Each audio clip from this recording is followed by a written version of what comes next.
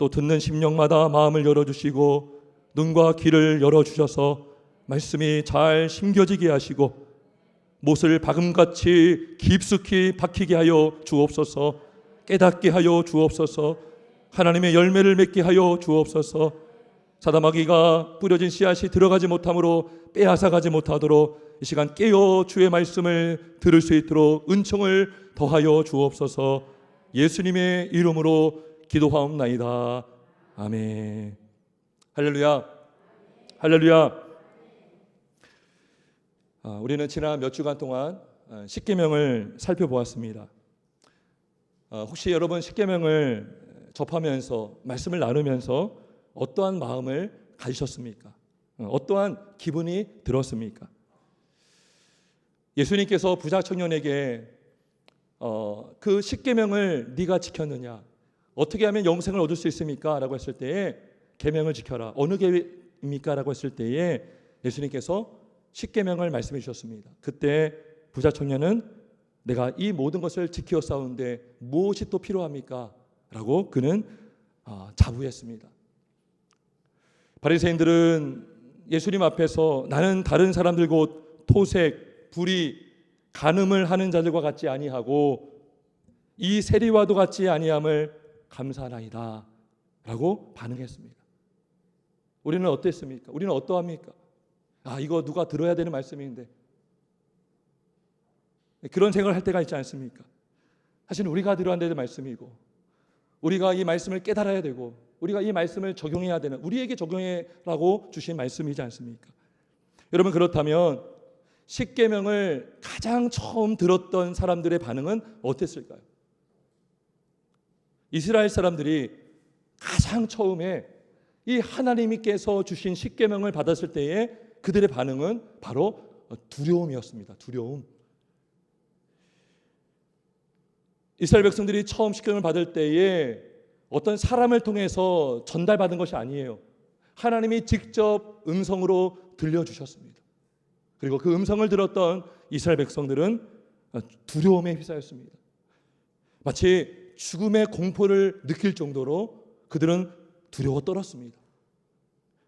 하나님께서 그냥 음성으로 들려준 것이 아닙니다. 조용하게 다소곳이 말씀하지 않으셨습니다. 18절에 보면 우레와 번개와 나팔 소리와 산의 연기 가운데서 우레와 같은 큰 음성으로 들려주신 것입니다.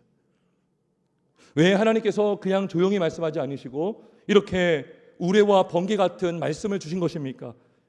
이것은 율법을 전해주셨습니다. 율법을 어긴 자에게 주어지는 하나님의 심판이 어떠함을 말씀해 준 것입니다. 보여준 것입니다. 요한계시록을 보면 마지막 날에 임할 하나님의 심판이 여러 군데 기록이 되어 있습니다.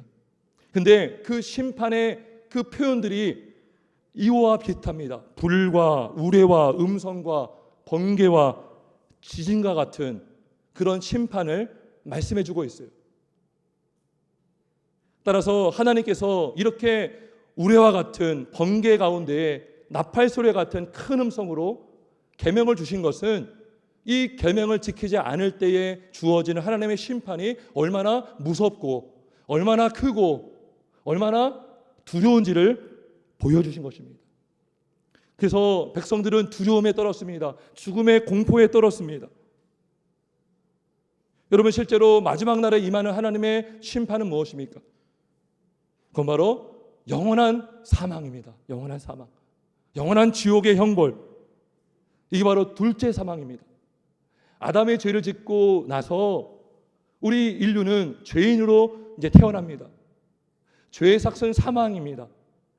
그래서 우리 모두는 다 죽습니다. 근데요, 두 번째 사망이 있습니다. 이 두 번째 사망은 믿지 않는 불신 영혼이 받게 되는 마지막 심판. 마지막 지옥의 형벌을 이게 바로 둘째 사망입니다. 고린도전서 15장 56절에 이런 말씀이 있습니다. 사망에 쏘는 것은 죄요 죄의 권능은 율법이라. 율법을 통해서 죄를 깨닫게 되고 그 죄를 통해서 사망에 이르게 되는 것이죠. 야고보서 1장 15절에 말씀합니다. 욕심이 잉태한 즉 죄를 낳고 죄가 장성한즉 사망을 낳느니라. 죄를 통해서 사망에 이르게 된다는 것입니다. 여러분, 이러한 말씀을 듣고 이러한 큰 음성을 듣고 여러분 안 두려워할 사람이 어디 있습니까? 하나님의 계명을 앞에서 자신의 죄를 깨닫게 된 것입니다. 우리가 지난 말씀을 들으면서 우리는 어떤 마음을 받았습니까? 우리는 이 율법 앞에서 우리도 마음의 찔림을 받았을 것이고, 때로는 이 말씀을 지키지 못함으로 마음의 공고함도 생긴 분도 있을 것입니다. 이스라엘 백성들도 십계명 앞에서 자신의 죄를 깨닫고, 우리가 이제 죽었구나, 우리가 이렇게 지키지 못했으니 우리는 사망에 처하게 되겠구나 라고 공포를 느꼈던 것입니다. 그런데 이것이 율법을 받는 자가 보여주는 지극히 정상적인 모습인 것입니다. 자신의 죄를 깨닫는 자가 보이는, 그에게서 보여지는 정상적인 모습이 바로 두려워 떠는 것입니다. 여러분, 자신이 건강하게 잘 사는 줄 알았습니다. 그런데 병원에 갔더니요, 의사 선생님이 갑자기 당신 암입니다, 말기 암입니다, 이제 며칠밖에 못 삽니다라고 했을 때 여러분, 두려워 떨지 않을 자가 어디 있겠습니까? 우리가 율법이라는 이 계명 앞에서 우리의 상태를 보게 되고 우리의 죄를 깨닫는 순간 우리는 마땅히 두려워 떨어야 된다는 것입니다. 여러분, 이사야 선지자도 하나님의 영광스러운 임재 앞에서 그가 죄를 깨달았어요. 그리고 이렇게 고백했습니다. 화로다 나로 망하게 되었도다. 나는 입술이 부정한 사람이요, 나는 입술이 부정한 백성 중에 거주하면서 만군의 여호와이신 왕을 배웠음이로다. 여러분, 이사야가 얼마나 신실한 하나님의 사람입니까? 그러한 이사야도 하나님의 영광스러운 빛 앞에서, 거룩하심 앞에서 자신의 어둠을 보고 자신의 죄를 깨닫고 두려워 떨었다는 것입니다. 화로다 나로 망하게 되었도다. 제가 부교육자로 사역할 때에 한 초등부 학생의 어머니께서 상담을 요청해 오셨습니다. 내용이 즉슨 우리 아들이 지옥과 심판을 믿게 되었다는 것입니다. 지옥의 실제를 알게 되었고 하나님의 심판이 있다는 것을 알게 되었다는 거예요. 그래서 날마다 두려워한다는 거예요. 잠을 못 잘 정도로. 당시 그 아이가 초등학생 5학년이었습니다. 그래서 제가 개인적으로 만나서 상담을 하고 복음을 전하고, 예수를 믿으면 그 저주에서 구원받는 것이다, 마지막 불심판을 면할 것이다 라고 제가 복음을 전했습니다. 여러분, 그 아이에게는요, 그 두려움이 축복인 것입니다. 그 두려움을 느끼지 못하면, 경험하지 못하면 하나님을 붙을 수가 없는 것입니다. 복음을 들을 귀가 열리지가 않는 것입니다. 그가 두려워 떨었기 때문에 제가 그에게 복음을 전했을 때에 그 아이는 복음을 듣고 안심했습니다. 예수 안에 있으면 너 영혼은 안전하다. 여러분, 믿으십니까? 예수 안에 있으면 안전합니다. 여러분, 모세도 하나님의 율법을 듣고 두려워 떠는 그 백성들에게 뭐라고 말해줬습니까? 두려워하지 말라. 두려워하지 말라. 여러분, 이 백성들이 두려워 떨지 않을 이유가 무엇입니까? 물론 두려워 떨어야 되지만 이들이 마지막 심판 때문에 두려워 떨지 않을 이유가 무엇입니까? 그 바로 십계명 출애굽기 20장 1절 2절에 말씀이 기록되어 있습니다. 하나님이 이 모든 말씀으로 말씀하여 이르시되 나는 너를 애굽 땅 종되었던 집에서 인도하여 낸 내 하나님 여호와니라. 무슨 의미입니까? 이미 백성들은 하나님의 은혜로 예수 그리스도의 그 피의 공로로 구원을 받았다는 것입니다. 오직 은혜로 구원받았다는 것입니다. 따라서 십계명은 여러분 구원의 조건으로 주어진 것이 아니라는 것입니다. 구원의 조건으로 주어진 것이 아닙니다. 여러분, 율법으로 의롭다함을 얻을 육체가 이 세상에 그 누구도 없습니다. 갈라디아서 2장 16절은 율법의 행위로서는 의롭다함을 육체가 없느니라라고 말씀하십니다. 우리가 하나님의 오직 은혜로 구원받고 믿음을 통해서 구원받았다면 여러분 우리는 이미 사망에서 생명으로 옮겨진 존재가 된 것입니다. 허물로 죽은 죄인을 그리스도와 함께 우리는 살림을 받았고 일으킴을 받았고 우리는 하나님과 연합된 예수님과 연합된 지체가 된 것입니다. 따라서 사단의 저주의 나라에서 어둠의 나라에서 예수를 믿으면 그 어둠에 있었던 내가 빛의 나라로 하나님 아들의 나라로 옮겨진 줄 믿습니다. 심판의 저주에서 구원을 받은 줄 믿습니다. 여러분 우리가 율법의 저주에서 속량받았어요. 율법을 지키지 않으면 저주받고 죽어야 마땅한데 우리가 구원을 받았다는 것입니다. 여러분 이스라엘 백성들이요 십계명을 지켜야 구원받는 것이 아니라 이미 그들은 어린 양의 보혈로 구원을 받았습니다. 그리고 십계명을 받은 것입니다. 그 이유는 나중에 말씀드릴 것입니다. 그렇다면 죄인임에도 불구하고 그들이 율법 때문에 사망에서 오는 것은 죄요 죄의 권능은 율법인데 율법으로 말미암아 그들은 저주받아 마땅해야 되는데 그들이 저주받지 않은 이유는 무엇입니까? 우리가 저주받아야 마땅합니다. 우리가 그 저주를 면하게 된 것은 무엇입니까? 예수님께서 우리를 대신하여 우리 때문에 대신하여 율법의 저주를 우리 주님이 받으셨기 때문인 것입니다. 갈라디아서 3장 13절은 말씀합니다. 그리스도께서 우리를 위하여 저주를 받은 바 되사 율법의 저주에서 우리를 속량하셨으니 기록된 바 나무에 달린 자마다 저주 아래에 있는 자라 하였습니다. 우리 예수님께서 십자가 저주를 받으셨어요. 우리의 모든 죄를 짊어지시고 홀로 십자가의 형벌을 받으셨습니다. 지옥의 형벌, 하나님의 심판의 저주를 다 받으셨어요. 율법의 저주에서. 여러분 율법은 우리로 사망에 이르게 합니다. 왜요? 율법을 우리가 어겼잖아요. 하나님의 계명을 어겼잖아요. 저주받아 마땅해야 되는데 예수님께서 그 저주를 홀로 받으셨으니 그분을 믿는 자마다 율법의 저주에서 속량을 받았다는 것입니다. 여러분 구원은 우리가 할 수 있는 일이 아닙니다. 구원은 우리 힘으로 얻을 수 있는 게 아니에요. 구원은 오직 하나님의 은혜로만 받는 것입니다. 하나님의 은혜로 우리의 힘으로 만약 구원받는다면 우리가 율법을 잘 지켜야 구원받는다면 우리가 율법을 어겼습니다. 우리는 이미 저주받았고 우리는 구원받을 길이 없습니다. 하지만 구원은 오직 하나님이 하나님의 작정대로 하나님의 뜻 가운데 이루시는 하나님의 일인 것입니다. 여러분 간혹 예수를 잘 믿다가 믿음을 버린 사람들이 있어요. 개종하는 사람이 있어요. 배교하는 사람이 있습니다. 그건 뭐예요? 하나님의 구원이 취소가 된 것이 아니라 처음부터 믿지를 않았던 것입니다.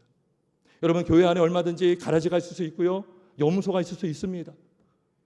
그들이 믿음을 버린다고 해서 하나님의 구원이 취소가 되는 거가 아니라 여러분 잘못 믿었기 때문인 것입니다. 제대로 믿고 예수님을 믿고 구원받으면 하나님이 끝까지 인도하십니다. 근데요 처음부터 믿지 않았는데 믿은 것처럼 여겨졌기 때문에 그는 그 믿음에서 떠나간 것입니다. 하지만 하나님께서 구원을 이루시면 하나님의 구원은 실패할 수가 없는 것입니다. 우리 하나님께서 시작과 마지막이시오.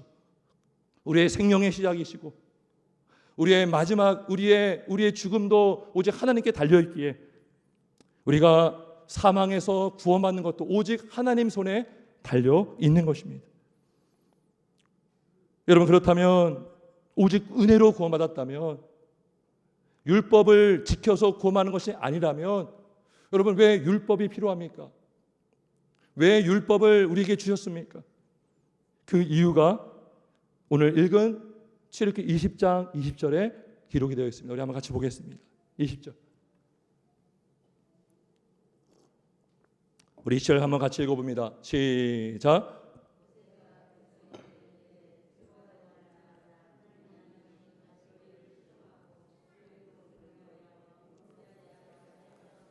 아멘. 여러분 오늘 이 참 중요한 말씀입니다. 여러분 우리가 잘못된 신앙을 가는 경우가 많아요. 율법을 오해할 수가 있어요. 율법을 오해하면 율법을 버리는 일이 생깁니다. 그래서 율법이 필요 없어. 그래서 방종하며 살아갑니다. 여러분, 율법에 뒤인 사람들이 있잖아요. 율법주의. 그래서 완전히 양극단으로 나갑니다. 하나님의 은혜를 강조하면서 율법을 다 버려버립니다. 근데요, 그거는 잘못된 신앙이에요. 그게 잘못된 믿음입니다. 우리가 참된 믿음을 가지면 율법이 하나님께서 우리에게 주신 선물임을 우리는 믿지 않을 수가 없습니다. 실제로 하나님께서 우리에게 율법을 주신 것은 구원받은 신자에게 선물로 주신 것입니다. 그래서 오늘 말씀을 통해서 율법의 목적 3가지를 전하길 원합니다. 첫 번째는 율법의 목적 첫 번째는 이것입니다. 우리를 시험하기 위한 것입니다. 자, 오늘 20절에 뭐라고 합니까? 너희를 시험하고. 율법의 목적은 시험하는 것입니다. 시험한다는 것은 테스트한다는 것이죠. 시험 본다는 거. 여러분, 학생들이 시험 봐요. 그러면 뭐가 발견됩니까? 아, 내가 이거 틀렸구나. 내가 이거 잘 몰랐구나. 또 체육 시험을 봐요. 아, 내가 달리기가 약하구나. 내가 어떤 부분이 약하구나라고 알게 되는 것입니다. 내가 잘 알고 있는 줄 알았어요. 내가 모든 지식을 갖고 있는 줄 알았는데 시험 보니까 내가 이것도 모르고 저것도 모르고 내가 이것도 못하고 저것도 못하는구나라고 알게 되는 것이죠. 보강하게 되는 것입니다. 이게 뭐예요? 율법의 목적입니다. 시험의 목적이죠. 우리의 영혼의 상태를 보게 하는 게 율법의 목적입니다. 우리가요, 믿음 생활 하다 보면 선줄로 알아요. 내가 믿음이 좋아서 구원받는지 알아요. 내가 착하게 살아서 구원받는지 알아요. 내가 똑똑하니까, 내가 정직하니까, 내가 도덕적으로 잘 살았기 때문에 구원받을 만하니까 구원받았다라고 착각하게 됩니다. 율법주의로 살게 됩니다. 거만해지죠. 그런데요, 율법을 대하면 그것이 다 무너집니다. 내가 얼마나 부패한 죄인이고 내가 죄인임을 깨닫게 된다는 것입니다. 신명기 8장 2절에 이런 말씀이 있습니다.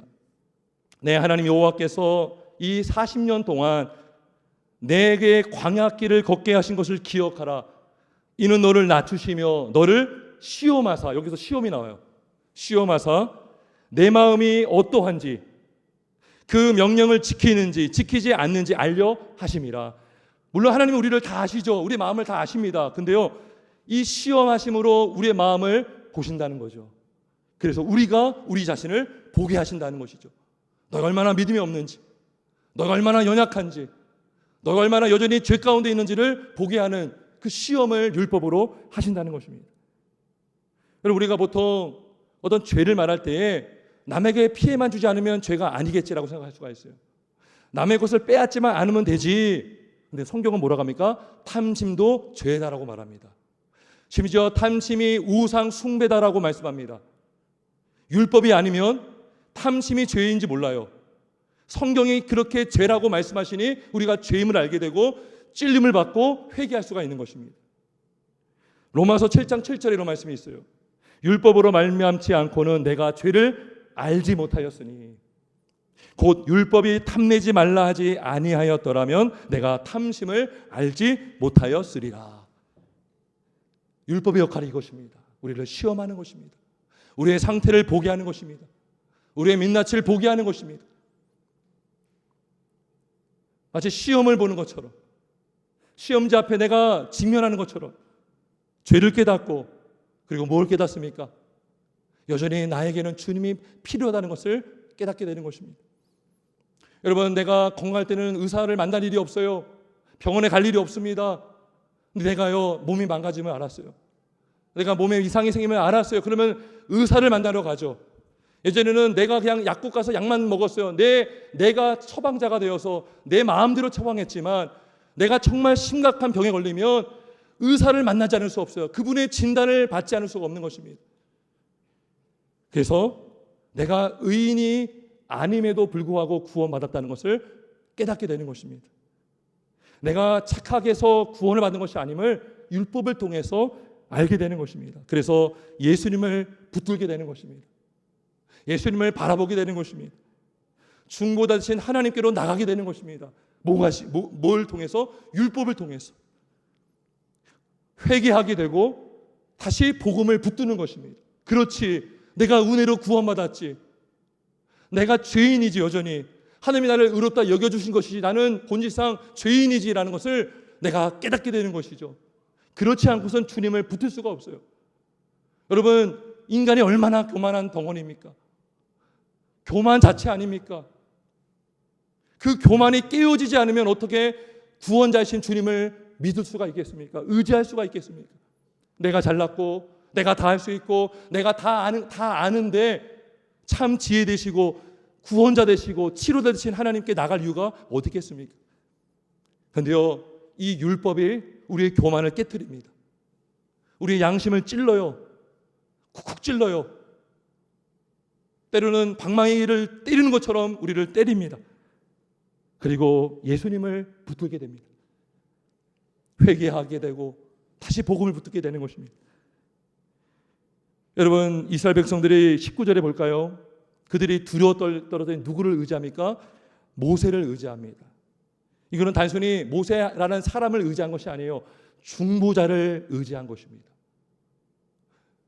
여러분, 모세가요 하나님과 백성 사이에 중보자로 서 있었어요. 실제로 모세는 예수님의 모형입니다. 예수님이 우리의 중보자이시죠.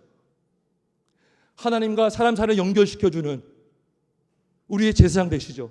모세가 그 역할을 했던 것입니다. 이 백성들이요 교만이 무너지니까 모세를 인정하고 맙니다. 여러분, 예전에 모세를 인정하지 않았어요. 자신의 동족에도 불구하고 모세를 싫어했어요. 근데 두려워 떠니까 모세를 인정하고 모세를 붙들게 됩니다. 그래서 율법은 우리로 하여금 중보자 되시는 그리스도께로 인도하는 교사가 되는 것입니다. 갈라디아서 3장 24절은 말씀합니다. 이같이 율법이 우리를 그리스도께로 인도하는 초등교사가 되어 우리로 하여금 믿음으로 말미암아 의롭다함을 얻게 하려 함이라. 믿음으로 말미암아 오직 하나님의 은혜로 구원받게 하시는 것입니다. 내 의로 내 공로로 내가 공덕을 쌓아서 구원받을 수 있지라는 그 완전한 생각을 다 깨뜨려 버리는 게 뭐예요? 이 율법이라는 거예요. 우리의 민낯을 들춰내고 우리의 죄인됨을 드러내주는 것, 이 바로 율법이라는 것입니다. 그래서 예수를 몰랐던 사람은 율법을 통해서 주님을 만나게 되고 주님을 믿은 사람도 여전히 죄가 있기 때문에 죄를 지을 수 있습니다. 그때마다 율법이 우리를 또 주님께로 인도합니다. 날마다 무너지고 일어나고 날마다 옛사람을 벗어버리고 새 사람을 입는 것, 이게 뭐예요? 회개하고 다시 주님 붙들고 회개하고 주님 붙들고 이래서 점점 성화되어 가는 것입니다. 점점 예수님을 닮아가는 것입니다. 우리는 이 땅에서 그 과정을 계속 해가야 되는 인생인 것입니다. 내가 다 이루었다가 아니라 이미 우리는 구원받았지만 여전히 우리 안에 있는 죄로 말미암아 넘어질 때마다 주님을 붙들고 우리는 주님을 의지할 수가 있는 것입니다. 이것이 바로 율법의 첫 번째 목적입니다. 시험하는 것, 우리 영혼을 보게 하는 것. 두 번째는 율법의 목적은 하나님을 경외하게 하는 것입니다. 하나님을 경외하게 하는 것. 20절 중간에 너를 시험하고 너희로 경외하여. 경외. 여러분, 왜 율법이 우리로 주님을 경외하게 만듭니까? 하나님을 경외하게 만듭니까? 우리의 죄를 보게 했잖아요. 우리의 교만을 깨뜨렸잖아요. 겸손하게 만들었잖아요. 그래서 하나님을 높일 수가 있는 것입니다. 우리가 죄를 깨닫지 못할 때는 교만했어요. 우리의 교만이 하늘을 찔렀어요. 내가 다 할 수 있는 것처럼 내가 자부했어요. 근데요, 넘어졌어요. 내가 무너졌어요. 내가 죄인임을 알게 되었어요. 그러면 누구를 경외합니까? 이제 하나님만을 경외하게 되는 것입니다. 하나님만을 인정하는 것입니다. 내가 나를 믿지 못해요. 나는 내가 나를 구원할 수 없구나. 이제 하나님만 믿게 되고 하나님만 경외하게 되는 것입니다. 그래서 이 율법은 신자로 하여금 하나님의 하나님 되심을 인정하게 되고 그분을 경외하게 하는 것입니다. 여러분, 베드로가 예수님과 함께 동행했습니다. 근데 예수님이요, 베드로가 예수님을 온전히 믿지 못했어요. 예수님의 신성을 완전히 믿지 못했습니다. 그런데 누가복음 5장에 보면 예수님께서 물고기를 잡는 사건이 나옵니다. 그때 베드로가 예수님의 신성을 믿게 되었습니다. 예수님이 평범한 사람이 아님을 알게 되었어요. 예수님이 없는 것도 있게 하시고 죽은 자도 살리시고 할 수 없는 것도 하시는 하나님이심을 보게 된 것입니다. 그리고 그가 죄를 깨달았습니다. 내가 믿지 못한 죄를 깨달았고 예수님을 인정하지 못한 죄를 깨달았습니다. 그래서 그가 뭐라고 고백합니까? 주여 나를 떠나서서 나는 죄인입니다. 나는 죄인이로소이다라고 그가 고백합니다. 예수님의 무릎 아래에 엎드려서 이렇게 간절하게 고백하는 베드로의 모습을 우리가 볼 수가 있습니다. 누가복음 18장에도 자신의 죄를 알고 있는 세리가 나옵니다. 그가 자신이 죄인임을 알았어요. 그는 감히 눈을 들어 하늘을 쳐다보지도 못합니다. 다만 가슴을 치며 뭐라고 말합니까? 하나님이여 불쌍히 여기소서 나는 죄인이로소이다. 이게 뭡니까? 율법을 통해서 나를 죄를 깨닫고 하나님을 경외하게 되는 그 자의 입에서 나오는 고백이라는 것입니다. 나는 죄인입니다. 나는 인간입니다. 나는 유한합니다. 나는 무능합니다. 하나님만이 하나님이십니다. 하나님만의 능력이 되십니다. 나의 창조주가 되십니다. 나는 죄인이지만 주님은 의인이십니다. 주님은 완전하십니다. 라는 고백이 나오게 되는 것입니다. 그런데요, 바리새인들은요 그 고백이 없었어요. 인정하지 않았어요. 오히려 나는 저들과 같지 아니함을 감사합니다. 가늠하지 않은 저들과 같지 않음을 감사합니다. 아주 교만했죠. 자신의 스스로 의인이다 여겼습니다. 그런데 우리 예수님께서는 오히려 죄인임을 아는 세리를 의롭다 여겨주셨습니다. 여러분, 무엇이 죄인임을 알게 해줍니까? 바로 율법이 우리의 죄를 보게 합니다. 근데요, 그냥 알 수 없어요. 성령께서 비춰줄 때 우리는 알 수가 있습니다. 아무리 성경을 많이 봐도요, 성령의 은혜가 없이는 우리가 말씀을 깨닫지 못하고 율법을 통해서 죄를 보지 못합니다. 이렇게 하나님의 은혜 가운데 성령의 역사로 율법이 우리의 죄를 보게 합니다. 그리고 하나님을 경외하게 합니다. 우리가 두려워할 분은 하나님밖에 없음을 우리가 압니다. 따라서 하나님을 경외하는 자는 하나님을 제일로 경외하기 때문에 세상이 두렵지 않습니다. 사단 마귀도 두렵지 않아요. 심지어 이생의 죽음도 두렵지 않습니다. 왜냐하면 하나님이 세상 생사화복을 주관하시는 분임을 믿기 때문인 것입니다. 예수님이 우리의 사망과 음부의 열쇠를, 이 세상의 모든 사망과 음부의 권세를, 열쇠를 쥐고 있어요. 시작이시고 마침이시잖아요.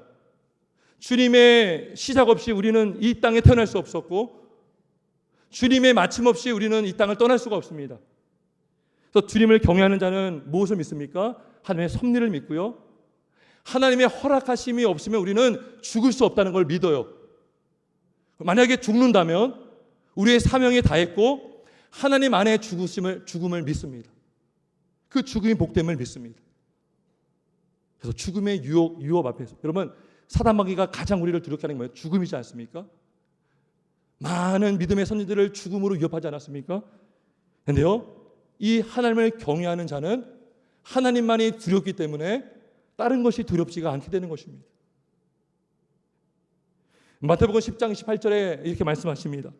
몸은 죽여도 영혼은 능히 죽이지 못하는 자들을 두려워하지 말고 오직 몸과 영혼을 능히 지옥에 멸하실 수 있는 이를 두려워하라. 그분이 누구십니까? 하나님이십니다. 우리가 경외하고 두려워할 분은 하나님밖에 없습니다. 우리가 사람을 두려워하면 사람의 올무에 걸리고요, 세상을 두려워하면 세상의 올무에 걸립니다. 우상을 두려워하면 우상에 매이게 되는 것입니다. 그리고 우상을 상대하며 살게 되는 것입니다. 사람에게 잘 보이기 위해서 사는 인생이 되는 것입니다. 신앙생활도 마찬가지입니다. 사람을 상대하는 게 뭐예요? 외식입니다. 외식. 사람에게 잘 보이려고 하는 행동이 외식이지 않습니까? 거기서 인본주의가 나오는 것입니다. 바탕이 사람인 것입니다. 세상이 바탕이 되면 세속주의인 것입니다. 하지만 하나님을 경외하는 자는 하나님이 제일로 무서워요. 하나님이 두려워요. 하나님이 무섭습니다. 좋은 의미에서 무서운 것입니다. 하나님의 뜻을 가장 먼저 여기고 우선으로 여기고 하나님의 뜻을 먼저 따르려고 하는 것입니다. 여러분, 믿음의 많은 선지들이 하나님을 경외하는 신앙 때문에 순교를 많이 당했습니다. 고난과 고초와 박해와 핍박을 무수히 당했습니다. 그들이 신앙을 버리면 좋은 자리에 오를 수도 있었고, 신앙을 버리면 죄와 타협하면, 세상과 타협하면 그들은 좋은 자리에 오를 수도 있었습니다. 목숨을 잃지 않을 수도 있었습니다. 하지만 그들은 끝까지 믿음을 지켰습니다. 신앙의 결기를 지켰고 여호와를 경외하는 신앙을 붙들었습니다. 여러분, 일제 외정 말년 때도 많은 승리자가 있었지만 여러분, 한국 전쟁 때도 많았습니다. 그때 더 많이 죽은 것 같아요. 많은 사람들이 피난을 갔지만 일부 목회자들과 성도들은 교회를 지키며 예배를 끝까지 했습니다. 어느 날 공산당원들이 교회에 들어왔어요. 그들이 이렇게 말했다고 합니다. 당신들 우리 앞에서 좀 찬송가를 불러보시지? 근데요, 부르지 않았대요. 왜 그런지 아십니까? 이렇게 말했다고 합니다. 우리는 하나님께 찬송하는 것이지 사람에게 찬송하지 않습니다. 그렇지 않습니까? 사람에게 우리가 뭔가 뭘 잘 보려고 찬송하는 것입니까? 우리는 그럴 수 없다. 그래서 핍박을 당했습니다. 누구를 두려워한 것입니까? 무장공비를 두려워한 것이 아니라 하나님을 두려워한 것입니다.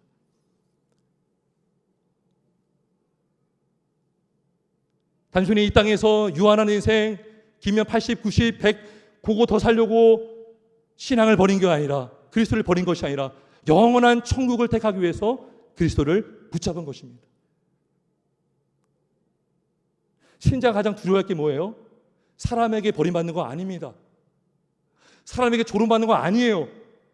하나님께 버림받으면 끝나는 것입니다. 하나님과 분리되면 끝나는 거예요. 한번 하나님이 나버리면 그 인생은 완전히 불행한 것입니다. 그래서 믿음의 사람은 하나님의 징계를 더 두려워하는 것입니다. 율법이 우리를 이렇게 겸손하게 하는 것입니다. 하나님을 경외하게 하는 거예요. 우리의 죄를 깨닫고 우리가 의지할 뿐, 우리의 하나님은 하나님밖에 없음을 믿게 하셔서 하나님을 경외하게 하는 것. 어떤 상황 속에서도 환경에 휘둘리지 않고 하나님을 붙드는 신앙, 경외하는 신앙, 이게 뭐예요? 율법이 이렇게 만들어준다는 거예요. 이게 바로 둘째 율법의 목적인 것입니다. 세 번째, 마지막 세 번째. 율법의 목적은 우리로 범죄하지 않게 하는 목적이 있습니다. 당연하지 않습니까? 하나님을 경외하기 때문이죠. 하나님을 인정하기 때문이죠. 하나님이 말씀하셨으니, 하나님이 기록하셨으니 이 말씀은요 그냥 문자가 아니에요. 사람이 적어놓은 말이 아니에요. 생명 되시고 구원자 되시고 모든 만물의 창조주 되신 하나님이 기록하신 말씀인 것입니다. 그 말씀을 어떻게 가볍게 여길 수가 있겠습니까? 그 말씀을 어떻게 소홀히 들을 수가 있겠습니까? 이 말씀 앞에 우리의 죄를 깨닫고 하나님 뜻대로 살려고 몸부림치게 되는 것입니다. 범죄하지 않으려고 하는 것입니다. 왜요? 우리가 범죄함으로 하나님 영광 가리고 우리 인생도 망가지고 위험하니 경외하는 하나님을 믿는 신자는 하나님의 말씀대로 살기 때문에 범죄하지 않으려고 하는 것입니다. 그래서 여러분, 하나님을 순종하게 하는 그 중요한 동기가 뭐예요? 하나님을 경외함입니다. 경외함. 여러분, 단순한 지식이 아닙니다. 여러분, 성경 지식이 많이 있다고 해서 순종하는 거 아닙니다. 여전히 내가 주인인데 어떻게 진실하게 순종할 수가 있겠습니까?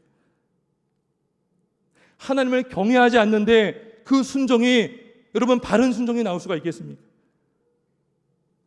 따라서 그 순종의 기준이 바로 십계명으로 주신 것입니다. 그래서 여호와를 경외하는 것이 지혜의 근본인 것입니다. 근본. 아무리 똑똑해도요, 경외하는 신앙이 없으면 그 똑똑함은요 아무것도 아닌 것입니다. 어떤 목사님이 그런 말씀하셨어요. 똑똑이가 되지 말고 기도하는 바보가 되라. 여러분, 제사보다 나은 게 무엇입니까? 바로 순종입니다. 하나님은 똑똑한 바리새인보다 순종하는 세리를 더 기뻐하십니다. 세상 지식 몰라도 괜찮아요. 하나님 아는 지식, 더 나아 그 아는 지식이 하나님을 경외하게 만드는 그 지식을 통해 순종하게 되고 순종함으로 하나님이 영광을 받으십니다.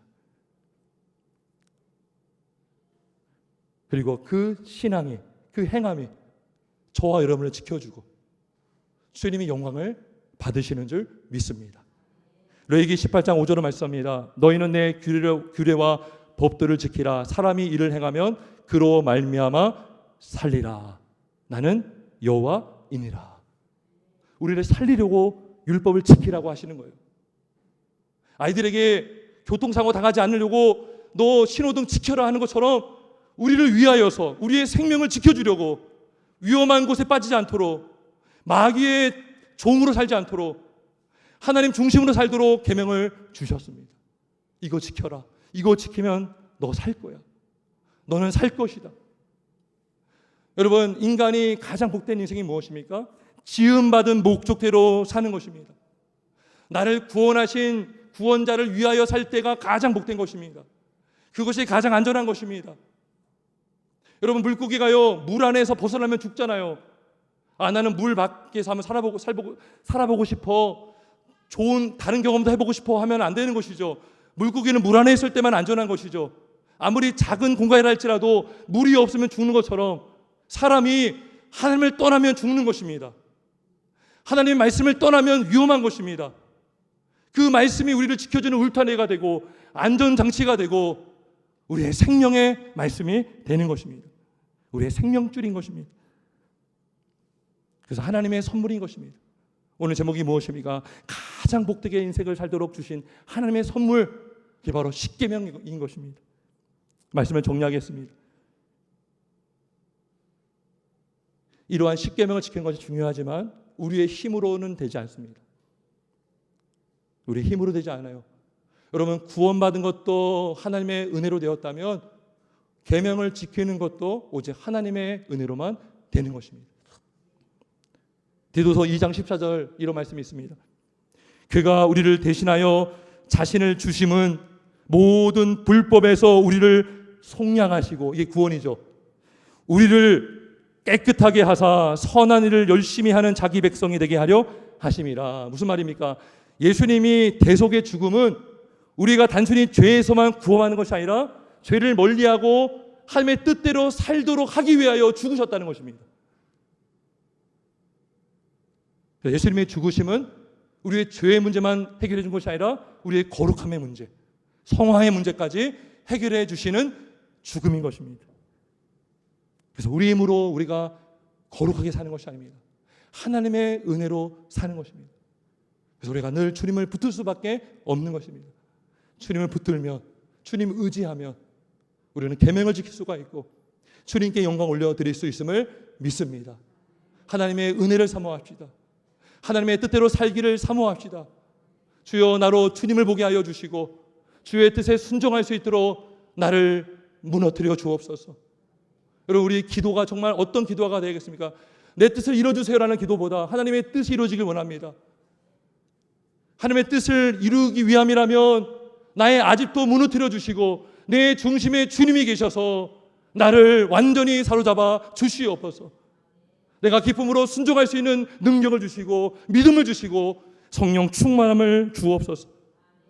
이것이 바로 복음의 은혜를 경험한 자가 하는 기도인 줄 믿습니다. 복음으로 구원받은 자는 구원받기 위해 율법을 지키는 것이 아니라 하나님의 영광을 위해서, 하나님을 사랑하기 때문에 어떻게 해서든지 하나님 뜻대로 살기를 몸부림치며 사는 자임을 믿습니다. 이러한 은혜가 저와 여러분 우리 모두에게 있길 주님의 이름으로 축원합니다. 함께 기도하겠습니다.